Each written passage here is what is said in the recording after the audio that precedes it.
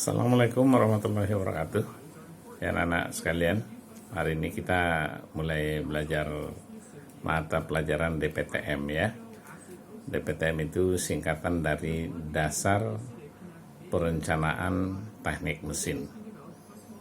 Nah, salah satu di awal ini yang akan kita pelajari adalah tentang bahan-bahan teknik atau disebut juga namanya material teknik. Karena di dalam kehidupan kita sehari-hari, kita nggak terlepas dari material-material teknik ini, baik di badan kita ataupun peralatan yang kita pergunakan dalam kehidupan kita sehari-hari.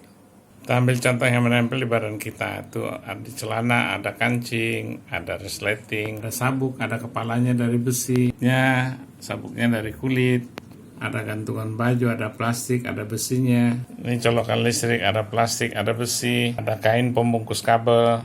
Ini Triska, bawahnya ada teflon. Ini botol sirup, ada kaca, terus tutupnya ada aluminium. Nah, jadi pada kesempatan kali ini kita akan belajar tentang jenis-jenis bahan teknik. Pada zaman dahulu kala, bahan-bahan teknik itu langsung diperoleh di alam dan hampir tidak diolah, maksudnya tidak ada pencampuran, tidak ada teknologi, kemudian itu dipergunakan apa adanya.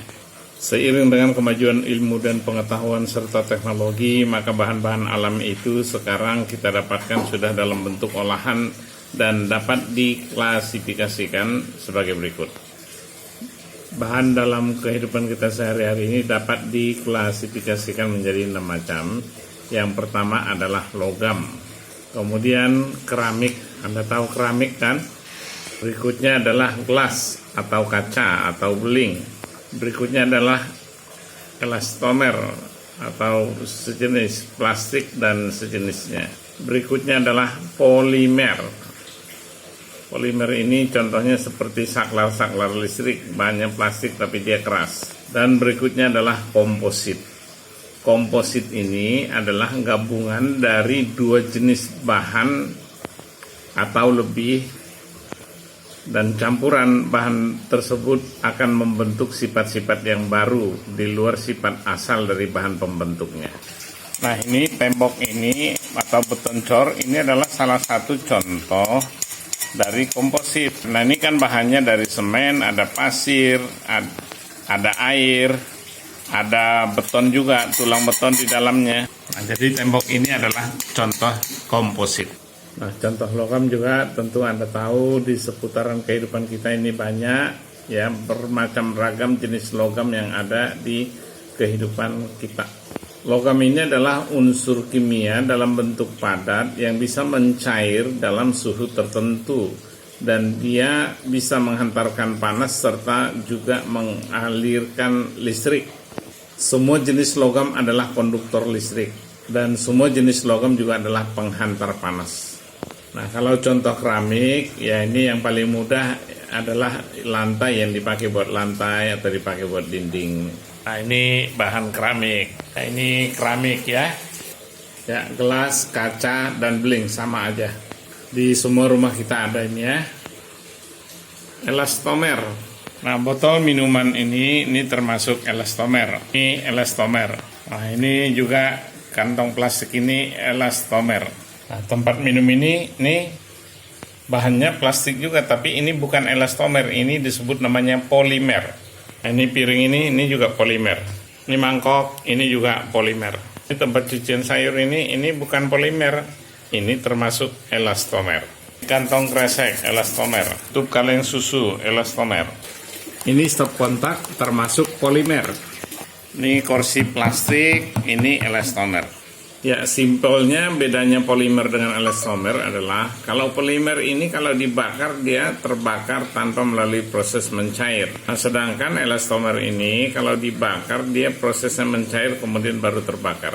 Nah, jadi dalam kehidupan kita sehari-hari ya 6 klasifikasi inilah bahan-bahan yang kita pakai di dalam kehidupan kita sehari-hari. Klasifikasi material teknik ini dapat juga kita buat sederhana, yaitu golongan logam, polimer ini non logam, ini elastomer juga non logam, gelas juga non logam, keramik juga non logam.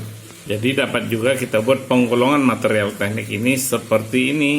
Material teknik terdiri dari logam, kemudian tadi ada non logam, itu ada polimer, ada keramik, ada elastomer, ada gelas. Terus komposit. Nah, komposit ini adalah perpaduan dua atau lebih bahan yang dicampur menjadi satu dengan sifat-sifat dan sifat-sifat yang baru. Dan logam ini sendiri juga jenisnya masih bisa kita bagi-bagi. Ada logam besi dan ada logam non besi. Jadi sama-sama logam, ini logam, ini juga logam. Ini besi, ini non besi. Dua-duanya ini dan ini adalah penghantar panas dan juga konduktor, bisa mengalirkan listrik. Jadi kelompok logam ini terdiri dari kelompok besi dan kelompok non besi. Yang kelompok besi ini ada lagi macam-macamnya. Ada yang disebut namanya baja karbon, ada yang disebut namanya baja paduan, ada yang disebut namanya baja tuang, dan ada yang disebut namanya baja spesial, dan lain-lain. Masing-masing jenis ini beda sifat-sifatnya, beda kekuatannya, dan beda juga peruntukannya. Kalau contoh besi misalnya untuk kaca nako, untuk besi-besi beton yang dipakai buat bahan bangunan. Kalau baja karbon itu adalah campuran besi dengan ditambahkan sedikit karbon agar dia menjadi lebih kuat. Nah, ini juga masih terbagi tiga, karbon, baja karbon tinggi, baja karbon sedang, dan baja karbon rendah.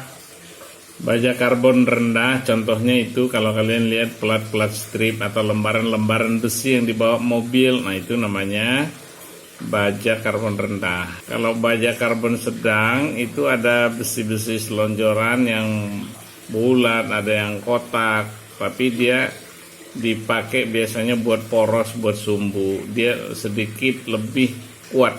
Sedangkan baja karbon tinggi itu yang dipakai untuk per, untuk alat-alat potong, untuk pisau cukur. Nah, itu adalah baja karbon tinggi. Selanjutnya, baja paduan ini adalah paduan antara besi misalnya dengan nikel, dengan krom, dengan molibden, dengan titan, dengan nikel. Tujuannya adalah untuk memperbaiki sifat-sifat dari besi itu sendiri. Kalau baja tuang, dia campuran besi dengan karbon juga, akan tetapi prosesnya dia dicor sesuai dengan kebutuhan bentuk yang diharapkan. Baja spesial ini adalah sesuai dengan kebutuhan dari benda yang dimaksudkan. Sengaja dibuat langsung baja, jadi tidak berupa lembaran atau tidak berupa batang, langsung sesuai dengan keperluannya. Nah, sedangkan kelompok non besi atau disebut juga non ferro itu ada aluminium. Kamu tahu kan aluminium? Terus ada tembaga, tahu juga kan tembaga? Ada seng, ya, ada nikel, ada timah, macam-macam banyak ya. Ada emas, ada perak, ini semuanya disebut dengan logam non besi.